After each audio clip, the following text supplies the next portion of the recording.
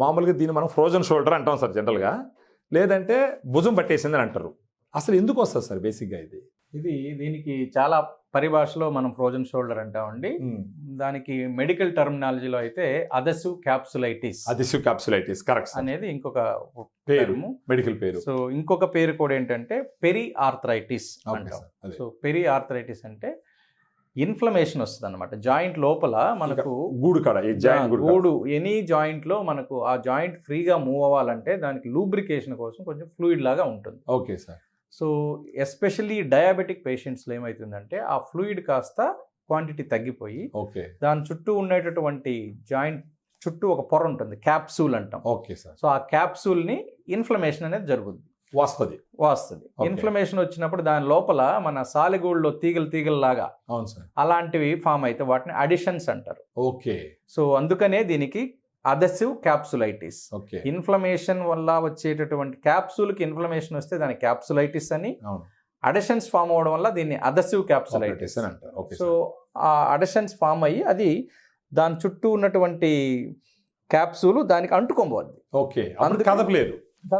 Okay. So initial గా first ఏంటంటే ఈ మూమెంట్ అబ్డక్షన్ అంటాం. ఓకే. ఇది లిమిటేషన్ ఉంటుంది. ఓకే. నెక్స్ట్ మూమెంట్ ఏంటంటే ఇలా ఎక్స్టర్నల్ రొటేషన్ అంటాం. ఇలా. ఓకే. సో అది తగ్గుద్ది. ఇంకా ముదిరే కొంది ఇంటర్నల్ రొటేషన్, ఈ మూమెంట్ కూడా. సపోజ్ లేడీస్ బ్లౌజ్ వేసుకోవాలి, వెనకాల రాదు. Okay sir. సో ఇలా బిగుసుకుపోద్ది అన్నమాట. ఇది కామన్ గా ఆ ఇన్ఫ్లమేటరీ ప్రాసెస్ అనేటటువంటి దాని వల్ల ఇలా జరుగుతుంది. ఓకే. ఇలా వచ్చిన వాళ్ళు చాలా మంది ఏంటంటే కొంచెం నొప్పే కదా ఏం కాదులే అనుకొని దాన్ని నెగ్లెక్ట్ చేయడం వల్ల ముదిరిపోద్ది. బాగా ముదిరిన తర్వాతే మా దగ్గరకు వస్తుంది. అదే సార్.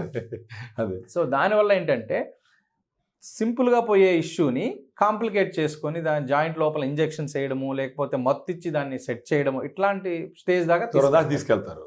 సో ఇట్లాంటివి వచ్చినప్పుడు ఇనిషియల్గానే డాక్టర్ గారి దగ్గరికి వస్తే simple exercises. Okay.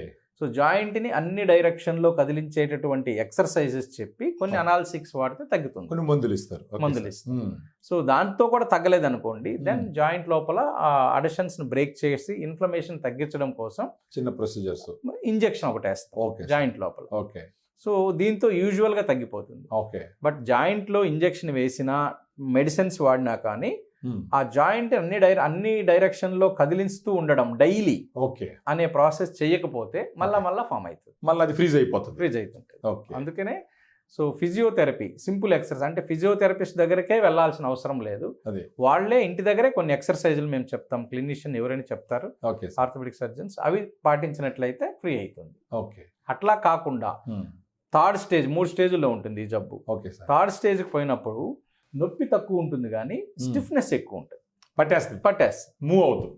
Pan restriction of moments అంటాం, అన్ని మూమెంట్స్ రిస్ట్రిక్ట్ అయిపోతాయి. ఓకే. సో అట్లాంటి స్టేజ్ లో మాత్రం తనకి మత్తిచ్చి షార్ట్ జనరల్ అనస్థీషియా అంటాం. ఆపరేషన్ థియేటర్ లో అంటే కట్ చేసి కుట్లేసి అట్లాంటిది కాదు, నొప్పి లేకుండా ఉండడం కోసం మత్తిస్తాం. దాన్ని జాయింట్ అన్ని డైరెక్షన్ లో కదిలిస్తాం, ఫ్రీగా మూవ్ చేస్తారు మీరు.